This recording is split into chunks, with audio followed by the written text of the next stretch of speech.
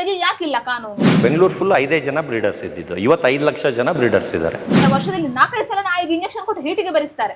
ಸರಿಯಾಗಿ ಅಮ್ಮನ ಹಾಲು ಸಿಗುದಿಲ್ಲ ಆ ಮರಿಗಳಿಗೆ, ಸೆರ್ಲ್ಯಾಕ್ ಕೊಟ್ಟು ಸರಿ ತಿನ್ನಿಸಿ ತಪ್ಪ ಮಾಡಿ ಸೇಲ್ ಮಾಡ್ತಾರೆ. 10,000, 20,000, 30,000 ಅಂತ ಹೇಳಿ. ಬೆಕ್ಕು ನಾಯಿಯನ್ನೆಲ್ಲ ಬಿಡ್ತೀರ, ನಿಮ್ಮ ಮಕ್ಕಳನ್ನು ತಂದೆ ತಾಯಿಯನ್ನೆಲ್ಲ ತಂದು ಬಿಡಿ, ನಾನು ಸಹ ಸಾಕ್ತೇನೆ ಹೇಳ್ತೇನೆ, ನಾನೇ ಸಾಕ್ತೇನೆ. ನಿಮ್ಮ ಹಾಗೆ ಲೋಕಲ್ ನಾಯಿ, ನೀವ್ ಹೇಗೆ ಲೋಕಲ್ ಜನ ಹಾಗೆ ನಮ್ಮ ಹಾಗೆ ಲೋಕಲ್ ನಾಯಿಗಳು ಮಾತ್ರ ಇರುದು. ಮತ್ತೆ ತುಂಬಾ ಜನ ಅನ್ಕೊಳ್ತಾರೆ ನಾನು ಬೆಕ್ಕನ್ನು ಹೀಗೆ ಕೂಡಿ ಹಾಕುದು ಬಿಡುದಿಲ್ಲ ಅಂತ ಹೇಳಿ ಅನ್ಕೊಳ್ತಾರೆ. ಆಕ್ಚುಲಿ ಬೆಳಿಗ್ಗೆ ಬಿಡ್ತೇನೆ, ಬೆಳಿಗ್ಗೆ ಸಂಜೆ ಬಿಡುವುದೇ ಅವರನ್ನು ಬಿಡ್ತೇನೆ. ರಾತ್ರಿ ತೊಳೆಯುವಾಗ ಏನಾದ್ರು ಲೇಟ್ ಆದ್ರೆ 6 ಗಂಟೆ ನಂತರ ಆದ್ರೆ ಬಿಡ್ಲಿಕ್ಕೆ ಹೋಗುದಿಲ್ಲ. ಬೆಳಿಗ್ಗೆ ಬೇಗ ಬಿಟ್ರೆ ಒಂದು 4 ಗಂಟೆ ಆತರ ಏನಾದ್ರು ತೊಳೆದ್ರೆ ಬಿಡ್ತೇನೆ, ಹೊರಗೆ ಬರ್ತಾರೆ. 6 ಗಂಟೆ ನಂತರ ಮುಂಗು ತೋಟ ಅಲ್ಲ, ಎಲ್ಲಿಯಾದ್ರೂ ಮುಂಗುಸಿ ಹಿಡಿದ್ರೆ ಹೇಳಲಿಕ್ಕೆ ಆಗುದಿಲ್ಲ. ಅದಕ್ಕೋಸ್ಕರ ಮೇಡಮ್ ನೀವು ಬಿಡ್ಬೇಕಾದ್ರೆ ಮತ್ತೆ ವಾಪಸ್ ಬರ್ಬೇಕಾದ್ರೆ ಎಲ್ಲ ನೀವು ಕರೆದ ತಕ್ಷಣ ಹೆಂಗೆ ವಾಪಸ್ ಅದು ಫುಡ್ ಡಬ ಡಬ ಶಬ್ದ ಮಾಡಿದ್ರೆ ಆಯ್ತು. ಫುಡ್ ತಿನ್ಲಿಕ್ಕೆ ಎಲ್ಲೇ ಬರ್ಬೇಕು, ಯಾರು ಸಾಕುದಿಲ್ಲ ತಿನ್ಲಿಕ್ಕೆ. ಒಂದ್ 4 ದಿನ ಹೋಗ್ತಾರೆ ಭಿಕ್ಷೆ ಬೇಡ್ಲಿಕ್ಕೆ, ಅಲ್ಲಿ ಯಾರು ಹಾಕುದಿಲ್ಲ, ಮತ್ತೆ ಸೀದಾ ಬರ್ತಾರೆ ಇಲ್ಲಿ. ಇವನೆಲ್ಲ ಹಾಗೆ ಭಿಕ್ಷೆ ಬೇಡ್ಲಿಕ್ಕೆ ಹೋಗ್ತಾ ಇದ್ದ ಗುರುವಾಸ್ಮರಿ ಸಂತೆ. ಅವನ ಹೆಸರು ಬಾಬು ಅಂತ ಹೇಳಿ. ಬಾಬುನಾ? ಅವನನ್ನು ತುಂಬಾ ಕಷ್ಟಪಟ್ಟು ಸರಿ ಮಾಡಿದ್ದು. ಇವಳು ಸಣ್ಣದ್ರಿಂದ ಹಾಗೆ ಬೆಕ್ಕು ನಾಯಿ ಒಟ್ಟಿಗೆ ಇದ್ದವಳು. ಇವಳಿಗೂ ಹಂಗಾದ್ರೆ ನಿಮ್ ತರನೇ. ನಿನಗೂ ಬೆಕ್ಕು ನಾಯಿ ಎಲ್ಲ ಇಷ್ಟನಾ? ನಿನಗ್ ಬೆಕ್ ಜಾಸ್ತಿ ಇಷ್ಟನಾ ನಾಯಿ ಜಾಸ್ತಿ ಇಷ್ಟನಾ? ಬೆಕ್ಕು ಮತ್ತೆ ನಾಯಿ ಎರಡು ಇಷ್ಟ ನಿನಗೆ? ಒಂದು ಹೇಳುದಿಲ್ಲ ಯಾವ ಸಹ. ಅಪ್ಪ ಮತ್ತೆ ಅಮ್ಮ ಇಷ್ಟ ಹೇಳಿದ್ರೆ ಇಬ್ಬರು ಸಹ ಒಟ್ಟಿಗಿದ್ದಾಗ ನಾನೇನಾದ್ರು ಹೊರಗಿದ್ರೆ ಅಪ್ಪ ಇಷ್ಟ ಹೇಳ್ತಾಳೆ, ಹಾಗೆ ಅಪ್ಪ ನಾನು ಕರ್ಕೊಂಡು ಹೋಗು. ಇವಳು ಶುಂಡಿ ಅಂತ ಹೇಳಿ. ಶುಂಡಿ. ಇದು ಚೀಕು ಕಸಬಾಬಾ. ಅವ್ರು ಬರುದಿಲ್ಲ ಅಂತೆ. ತುಕುದಿತ್ತ ಮಾಯಾ ಎಲ್ಲ ಕರ್ಮ ಮಾಡಿ ಹಾಕಿದ್ದಾರೆ ಇಲ್ಲಿ. ಮೇಡಮ್ ಲಾಸ್ಟ್ ಟೈಮ್ ಇದಕ್ಕೆ ಸೊಂಟ ಹೋಗಿತ್ತು, ಇದು ನೋಡಿ ಇವಾಗ ಇಷ್ಟು ಚೆನ್ನಾಗಿ ನಡೀತಾ ಇದೆ. ನಡೀತದೆ. ಅದೇ ಹೇಳುದು, ಕೆಲವರು ಬಿಟ್ಟು ಹೋಗ್ತಾರಲ್ಲ. ಹೌದು ಮೇಡಮ್, ಇದು ಎಷ್ಟು ದಿವಸ ಟ್ರೀಟ್ಮೆಂಟ್ ಆಗ್ತದೆ? ನೀವು ಲಾಸ್ಟ್ ಟೈಮ್ 1 ವೀಕ್ ಆಯ್ತಾ? 2 ವೀಕ್ಸ್ ಆಯ್ತಾ? 2 ವೀಕ್ಸ್ ಆಯ್ತು. 2 ವೀಕ್ಸ್ ಅಲ್ಲಿ ಸರಿಯಾಗಿದೆ. ಇದು ಹೊಸದಾಗಿ ಬಂದಿದ್ದು. ಮೇಡಮ್ ಇದನ್ನ ಅಲ್ಲಿ ಅವ್ರ ಜೊತೆ ಏನ್ ಬಿಡಲ್ಲ ಅಲ್ಲ? ಬಿಡ್ಬೋದು, ಇನ್ನು ಬಿಡ್ಬೋದು. ಅವ್ನ ಆಯ್ತು, ಆಪರೇಷನ್ ಆಯ್ತು, ನ್ಯೂಟರ್ ಆಗಿದೆ, ಈಗ ಬಿಡ್ಬೋದು. ಅವನ ಹೀಗೆ ಸ್ವಲ್ಪ ಹೀಗೆ ಫ್ರೀ ಬಿಟ್ಟು ಬಾಕಿ ಬೆಕ್ಕರೆಲ್ಲ ಬಂದು ಸ್ವಲ್ಪ ಸೆಟ್ ಆಗ್ಲಿ ಅಂತ ಹೇಳಿ ಬಿಡುದು. ಮತ್ತೆ ಅಲ್ಲಿ ಬಿಡ್ತೇನೆ. ಈಚೆ ಬಾಳೆ. ಇವಳು ಮೀರಾ, ಅವನು ಡಂಕು. ಅದೇ ಅವನು ಹೇಳಿದ್ನಲ್ಲ ನಾನು ಎನ್ಐಟಿಗೆ ಹುಡುಗಿಯರು ಬಂದಾಗ ಅವನ ಹೆಸರು ನಾನು ಹೇಳಲಿಕ್ಕೆ ಆಗುದಿಲ್ಲ ಸೋಷಿಯಲ್ ಮೀಡಿಯಾದಲ್ಲಿ ಅಂತ ಹೇಳಿ. ಅವನು ತುಂಬಾ ಶೇಲೆ. ಮೇಡಮ್ ಆ ಹೆಸರು ಹೇಳ್ತೀರಾ? ನಾನು ಬೇಕಾದ್ರೆ ಮ್ಯೂಟ್ ಮಾಡ್ತೀನಿ. ಬೇಡ ಪೆಟ್ಟು ಬೀಳ್ಬೋದು ಆಮೇಲೆ ನನ್ಗೆ. ಇವರು ಚುನ್ನು ಮುನ್ನು ಅಂತ ಹೇಳಿ, ಇದು ನಿಮ್ಗೆ ಲಾಸ್ಟ್ ಟೈಮ್ ಮಾಡಿದ್ರ ಹೇಳಿ. ಇವನು ಬಾಟಲ್ ಫೀಡಿಂಗ್ ಆಕ್ಚುಲಿ ನಂಗೆ ಸಿಕ್ಕಿದ್ದು ಇಷ್ಟೇ ಚಿಕ್ಕ ಮರಿ. ಇವನನ್ನು ಹಾಲು ಕುಡಿಸಿ ದೊಡ್ಡದು ಮಾಡಿದ್ದು. ಅವನ ಮುನ್ನು ಅಂತ ಹೇಳಿ. ಇವನ ಮುನ್ನು ಇದು ಇವತ್ತಷ್ಟೇ ನಾನು ಮದುವೆಗೆ ಹೊರಡುವಾಗ ಮುತ್ತ ಒಬ್ರು ತಂದು ಕೊಟ್ಟದ್ದು. ಇವತ್ತು ಬೆಳಿಗ್ಗೆ ಬೀಚಲ್ಲಿ ಬೀಚಲ್ಲಿ ಯಾರ ಬಿಟ್ಟು ಹೋದದಂತೆ ಇಷ್ಟು ಚಿಕ್ಕ ಮರಿಯನ್ನು. ಇನ್ನು ಬಾಟಲ್ ಫೀಡಿಂಗ್ ಇವತ್ತೊಂದು ಕೆಲಸ ನನಗೆ. ಮೇಡಮ್ ಇದಕ್ಕೆ ಎಷ್ಟು ದಿವಸ ಆಗಿರ್ಬೋದು? 10 days ಅಷ್ಟೇ, ಕಣ್ಣು ಬಿಟ್ಟದ್ದು ಮಾತ್ರ ನೋಡಿ. 10 days. ಮೇಡಮ್ ಇಷ್ಟು ಚಿಕ್ಕ ಮರಿಗಳು ಬಂದಾಗ ಸ್ವಲ್ಪ ಬೇಜಾರಾಗುತ್ತಲ್ವಾ? ಅಂದ್ರೆ ತುಂಬಾ ಬೇಜಾರಾಗ್ತದೆ. ಯಾಕೆ ಹೇಳಿದ್ರೆ ಅಮ್ಮ ಸಿಕ್ಕಾಪಟ್ಟೆ ಹುಡುಕ್ತಾ ಇರ್ತದೆ ಪಾಪ. ಅಮ್ಮ ಕರಿತಾ ಇರ್ತದೆ, ಮರಿ ಇರುದಿಲ್ಲಲ್ಲ ಎಲ್ಲಿ ಅಂತ. ಟಾಯ್ಸ್ ಎಲ್ಲ ಇವಳೇ ಹಾಕಿಡುದು. ಹೌದಾ? ನಾನು ಇಲ್ಲದಿದ್ರೆ ಚಂದ ಮಾಡಿ ನೋಡ್ಕೊಳ್ತಾಳೆ. ಇವರಿಗೆಲ್ಲ ಊಟ ಇಡುದು, ಪೇಪರ್ಸ್ ಕ್ಲೀನ್ ಮಾಡುದು. ಕೆಲವೊಂದ್ಸಲ ಕ್ಯಾಟ್ ಶೆಲ್ಟರ್ಗೆ ಸಹ ಬರ್ತಾಳೆ ನನ್ನೊಟ್ಟಿಗೆ ಕ್ಲೀನ್ ಮಾಡ್ಲಿಕ್ಕೆ. ಬಿದರಗಲಿ ತುಂಬಾ ಚಿಕ್ಕ ಮರಿ. ಅದೇ ಅವರಿಗೆ ಬಿಡುವಾಗ ಕಣ್ಣಲ್ಲಿ ಬಹುಶಃ ರಕ್ತ ಇಲ್ಲ ಹೇಳ್ತಾರಲ್ಲ, ಅಂತ ದರಿದ್ರದವ್ರು ಬಿಟ್ಟದು ಮಾತ್ರ. ತನ್ನ ಮಕ್ಕಳನ್ನು ಯಾವ ತರ ಜೋಪಾನ ಮಾಡ್ಕೊಳ್ತಾರೆ ನೋಡಿ. ಬೆಕ್ಕಿನ ಮರಿ ಹೇಳಿದ್ರೆ, ನಾಯಿ ಮರಿ ಹೇಳಿದ್ರೆ ಅಷ್ಟು ಒಂದು ಕೀಳು ಅವ್ರಗಳಿಗೆ. ಅಮ್ಮನೇ ಹೇಳ್ತಾಳೆ ತಗೊಂಡೋಗಿ ತಗೊಂಡೋಗಿ ಬಿಸಾಡಿ ಬಾ ರಸ್ತೆಗೆ ಅಂತ ಹೇಳಿ. ಇವರು ಸಾಕಿದ ಮೇಲೆ ಸರ್ಜರಿ ಮಾಡಿಸ್ಬೇಕು. ಸರ್ಜರಿ ಮಾಡಿಸ್ಲಿಕ್ಕೆ ಆಗದಿದ್ರೆ ಇವರು ಸಾಕಬಾರದು.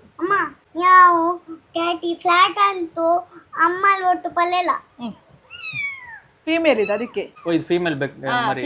ಫೀಮೇಲ್ ಮರಿ ಆದ್ರೆ ಹಂಗೆ ಎಲ್ರು. ತಾಯಿ ಮಕ್ಕಳನ್ನ ಬೇರೆ ಮಾಡೋದಾದ್ರೆ ದಯವಿಟ್ಟು ನೀವು ಸಾಕ್ಲಿಕ್ಕೆ ಹೋಗ್ಬೇಡಿ. ಯಾಕೆ ಹೇಳಿದ್ರೆ ನಮ್ಗೆ ಹೇಗೆ ಮಗು ಬೇಕು, ನಮ್ಗೆ ಹೇಗೆ ನಮ್ ಜೊತೆನೇ ಇರ್ಬೇಕಂತ ಹೇಳಿ ಅನ್ನಿಸ್ತದೆ. ಅದೇ ಯಾಕೆ ಹೇಳಿದ್ರೆ ನೀವೀಗ ನೋಡಿ, ಈ ತರ ತಾಯಿ ಮತ್ತೆ ಮಗುವನ್ನು ನೀವು ಬೇರೆ ಮಾಡ್ತೀರಾ, ತಂದು ರಸ್ತೆಗೆ ಬಿಸಾಡಿ ಹೋಗ್ತೀರಾ ಮರಿಯನ್ನ.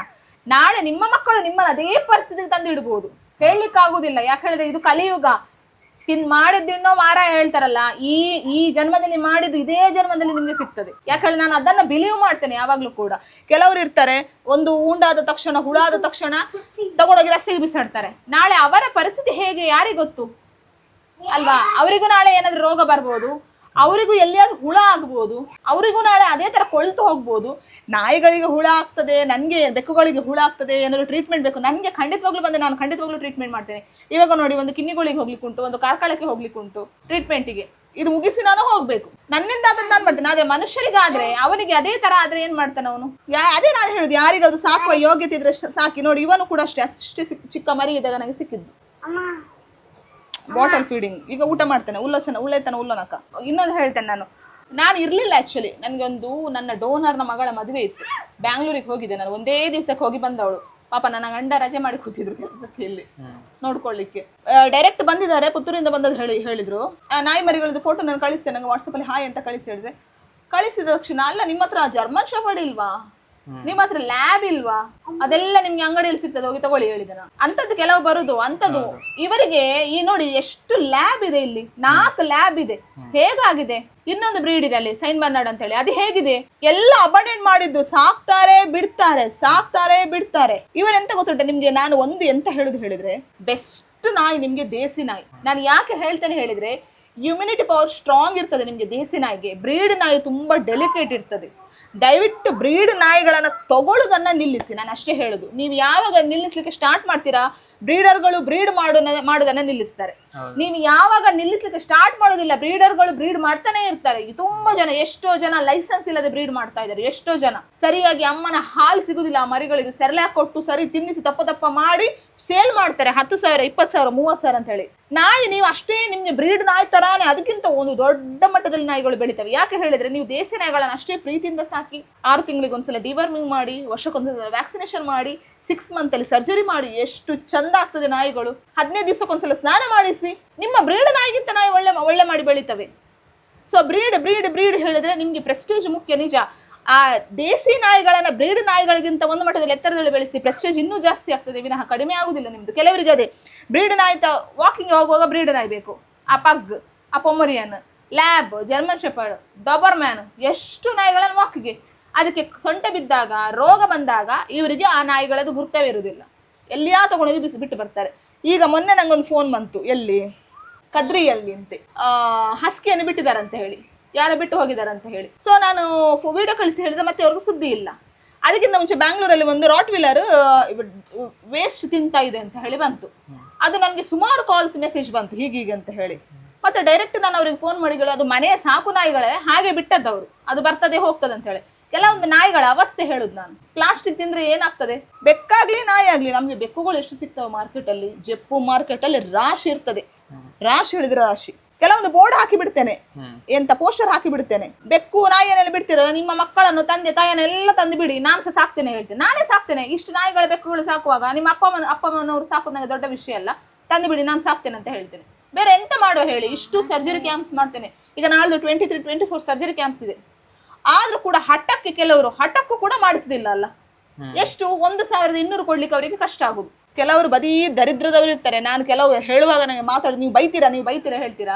ಬಟ್ ಈ ತರ ಎಲ್ಲ ಮಾಡುವಾಗ ಎಲ್ಲಿಲ್ಲದ ಸಿಟ್ಟು ಬರ್ತದೆ. ಈಗ ನೋಡಿ, ಈ ಮರಿ ಮಾಡಿದ ತಪ್ಪಾದ್ರೂ ಏನು ಹೇಳಿ? ಏನಾದ್ರು ನಾನು ಬರ್ಬೇಕು ಭೂಮಿಗೆ ಅಂತ ಹೇಳಿ ಹಸ್ಕೊಂಡು ಬಂದದ್ದ? ಮನೆಯವರಿಂದ ಆದದ್ದಲ್ಲ ಇದು. ಆ ಬೆಕ್ಕಿಗೆ ಆಪರೇಷನ್ ಮಾಡಿದ್ರೆ ಈ ಮರಿ ಬರ್ತಾ ಇರ್ಲಿಲ್ಲ.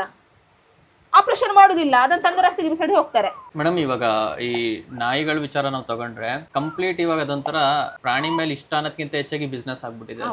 ಕಂಪ್ಲೀಟ್ ಬಿಸ್ನೆಸ್ ಆಗ್ಬಿಟ್ಟಿದೆ. ಸೊ ನಾವು ನೋಡ್ತೀವಿ ಅಂದ್ರೆ ಎಷ್ಟೆಷ್ಟೋ ರೇಟ್ಗಳಿಗೆ ಮರಿಗಳು ಬ್ರೀಡ್ ಮಾಡ್ತಾರೆ, ಎಷ್ಟೆಷ್ಟೋ ರೇಟ್ಗಳಿಗೆ ಎಷ್ಟೋ ನಾಯಿಗಳು ಹೋಗುತ್ತೆ.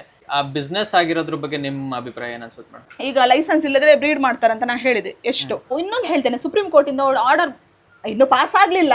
ಬೀದಿ ನಾಯಿಗಳು ತೆಗಿಬೇಕು, ಬೀದಿ ನಾಯಿ ತೆಗಿಬೇಕು, ಎಲ್ಲ ಸಿಕ್ಕಾಪಟ್ಟೆ ಎಲ್ಲ ಆಯ್ತು. ಬೀದಿ ನಾಯಿ ಹಾಗೆ ಹೇಳಿತದೆ, ಹೀಗೆ ಹೇಳಿತದೆ ಅಂತ ಹೇಳಿ.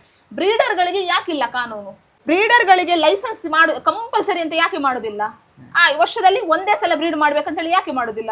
ಇವರು ವರ್ಷದಲ್ಲಿ ಏನು ಮಾಡ್ತಾರೆ? ವರ್ಷದಲ್ಲಿ 4-5 ಸಲ ನಾಯಿಗೆ ಇಂಜೆಕ್ಷನ್ ಕೊಟ್ಟು ಹೀಟಿಗೆ ಬರಿಸ್ತಾರೆ, ಮರಿ ಮಾಡಿಸ್ತಾರೆ, ಸೇಲ್ ಮಾಡ್ತಾರೆ. ಅಮ್ಮ ನಾಳೆ ಅರ್ಧ ಜೀವ ಆದಾಗ ತಗೊಂಡೋಗಿ ರಸ್ತೆಗೆ ಬಿಸಾಡ್ತಾರೆ. ಇದು ಬಿಸ್ನೆಸ್ ಆಗಿದೆ. ಇನ್ನೊಂದು ಡಾಗ್ ಶೋ ಅಂತ ಹೇಳಿ, ಯಾವ ಎಲ್ಲೆಲ್ಲಿಂದ ಹೇಳಿ ಎಲ್ಲೆಲ್ಲಿಂದೆಲ್ಲ ಬರ್ತಾರೆ ಹೇಳಿದ ನಾಯಿಗಳನ್ನು ಹಿಡ್ಕೊಂಡು ಡಾಗ್ ಶೋ ಮಾಡ್ಲಿಕ್ಕೆ. ಅವರಿಗೆ ಅಷ್ಟಷ್ಟು ಪ್ರೈಸ್. ಯಾಕೆ ನಮ್ಮ ದೇಸಿ ನಾಯಿದು ಶೋ ಮಾಡಕ್ಕಾಗಲ್ವಾ? ಇವ್ರಿಗೆಲ್ಲ ಬ್ರೀಡ್ ನಾಯಿಗಳು ಬೇಕು ಶೋ ಮಾಡ್ಲಿಕ್ಕೆ. ಇದು ಬಿಸ್ನೆಸ್ ಯಾವ ತರ ಆಗ್ತಾ ಇದೆ ಹೇಳಿದ್ರೆ, ಡಾಗ್ ಶೋ ಇಂದ ಹಿಡಿದು ಬ್ರೀಡಿಂಗ್ ಇಂದ ಹಿಡಿದು ಸೇಲಿಂಗ್ ಇಂದ ಹಿಡಿದು ಎಲ್ಲ ಬಿಸ್ನೆಸ್ ನಿಜ ನೋಡ್ಲಿಕ್ಕೆ ಹೇಳ್ಬೇಕಾದ್ರೆ. ಇಷ್ಟು ನಾವು ರೆಸ್ಕ್ಯೂ ಮಾಡ್ತೇವೆ, ನಾವು ಟ್ರೀಟ್ಮೆಂಟ್ ಮಾಡ್ತೇವೆ, ಇಷ್ಟು ಮಾಡಿ ಕೂಡ ನಮ್ಗೆ ಹೇಳ್ತಾರೆ ನೀವು ಬಿಸ್ನೆಸ್ ಮಾಡ್ತೀರಾ ಅಂತ ಹೇಳಿ ನಮ್ಗೆ ಹೇಳ್ತಾರೆ.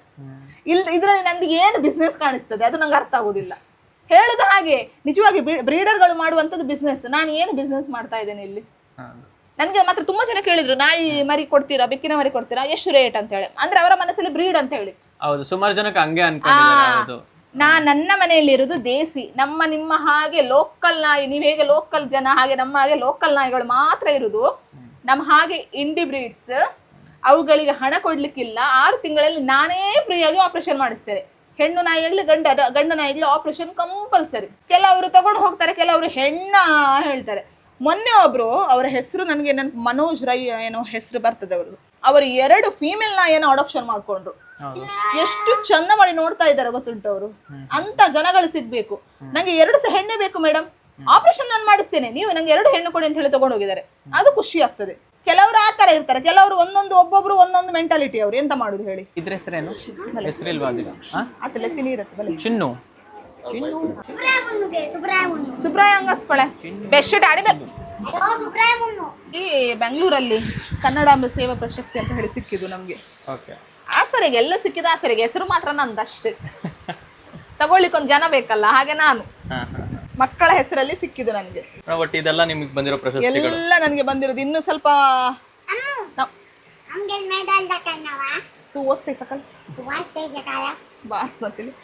ಇನ್ನು ತುಂಬಾ ಇದೆ, ಆದ್ರೆ ಇಟ್ಟಿದ್ದೇನೆ ಅಲ್ಲಿ ಕೆಳಗೆ. ನಮ್ದು ಹೇಳಿದ್ರೆ ಶೋಕೇಸ್ ಎಂತ ಇಲ್ಲ ಅಲ್ಲ, ಹಾಗೆ ಇದ್ರಲ್ಲಿ ಇಟ್ಟದ್ದು. ಇದು ಒಂದು ಪಿಲಿನಲಿಕೆ ಅಂತ ಹೇಳಿ ನಮ್ಮ ಕರಾವಳಿ ಉತ್ಸವ ಅಂತ ಹೇಳಿದೆ, ಅಲ್ಲಿ ಆ ಸ್ಟೇಜ್ಗೆ ಬಹುಶಃ ಅದು ದೊಡ್ಡ ಸ್ಟೇಜ್ ಹೇಳ್ಬೋದು, ಅಲ್ಲಿ ಸಿಕ್ಕಿದ್ದು.